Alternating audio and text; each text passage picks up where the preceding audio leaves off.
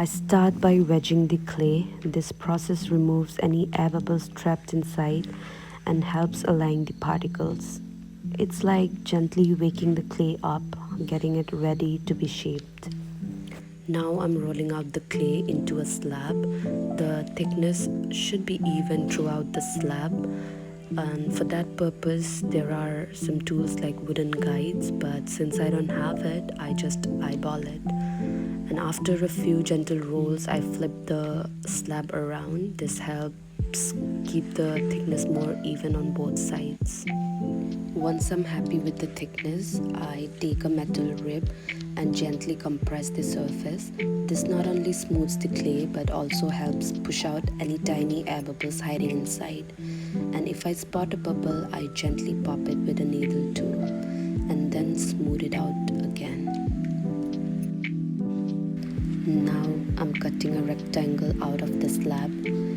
This will form the main body of the mug. You can decide the height and width based on how big you want your mug to be.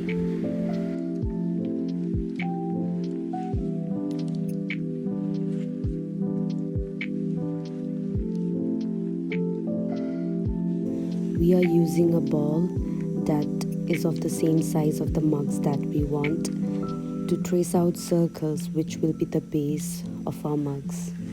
And then all the pieces are set aside for a little while, for just enough time for the clay to firm up slightly so it holds its shape while they are being assembled.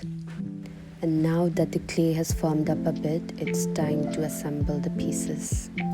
I'm gently lifting and curving the rectangle into a cylinder, and I'm bringing the edges closer to one another. And with the help of the score and slip method, I stick the edges together. With the help of a scoring tool, I score the edges, and scoring just means scratching the surface. This rough texture helps the pieces grip each other better. And then I apply slip to the scratched surface.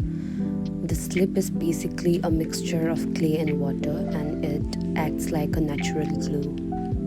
I'm pressing the edges together gently, and then with my fingers and with the help of a wooden tool, I just blend the joints to make it look seamless. And again, with the score and slip method, I am attaching the body of the mug to the base. I'm gently placing the body onto the base, lining it up carefully within the scored circle. And then with my fingers and a wooden tool, I blend in the edges from both inside and out. And then I'm adding a thin coil around the bottom edge, and I blend it again with the help of a wooden tool. The coil inside helps in making the joints stronger and more secure, so the base doesn't separate as the mug dries. And I'm cutting the edges of the rim to get an even rim. And for the handles, I roll a coil, flatten it slightly and curve it into desired shape, which is kept aside until it's firm.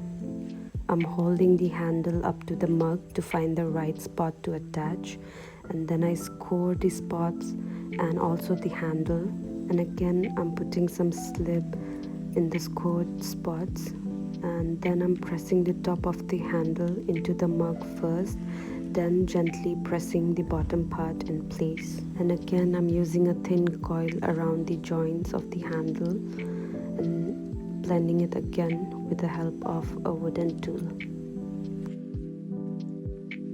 And then my studio assistant Rashmi takes over. With gentle hands and a damp sponge, she starts by smoothing the body, removing any tool marks, little cracks or fingerprints. It is a very quiet and careful process, and honestly, she's much better at it than I am. And then the pieces are left to dry slowly and patiently. And here they are, drying side by side with the wheel-thrown mugs. Do you see any difference? Even with all that care, sometimes some pieces still decides not to make it. And that's what makes pottery so humbling. It teaches us patience and also to let go. We also made lids with slabs, and soon they'll go into the kiln for their first firing. But for now, they just wait.